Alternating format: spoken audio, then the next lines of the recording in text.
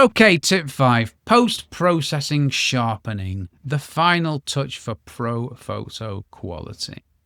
This is in addition to everything that I've said. It's a combination of all the things. So we're talking here about sharpening. Now, digital camera sensors, by the nature, apply a slight softening to prevent aliasing. Now, what's aliasing? I haven't got a clue, and I'm not even going to look into it and tell you because I don't need to know.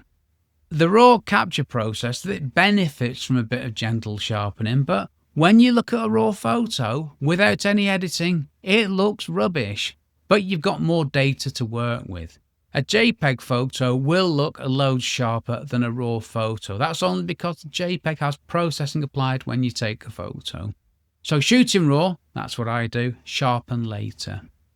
And you can sharpen a whole image or you can just do parts of the image. Now, for the work I do global sharpening to all of an image. I want it all equally sharp. So I don't bother with local adjustment for sharpness, masking bits, brushing bits in to make bits sharp and other bits not sharp.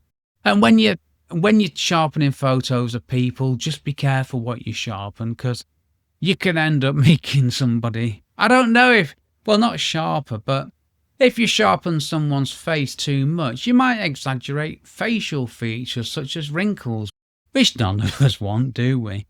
No, you can do this and it can be a little bit unflattering. And then there's output sharpening, where you sharpen for what you're doing with the photo. So if you're sharpening for, I don't know, for screen viewing, that's going to be a bit more aggressive than it is for print. So just be careful what you're sharpening. And don't over sharpen. Over sharpening looks false, it looks artificial, it looks awful.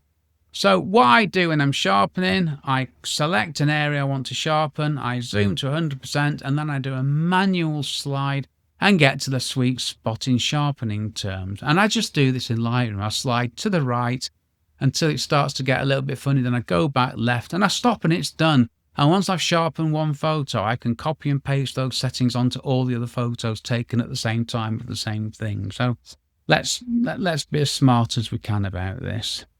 But you got to be subtle and realistic.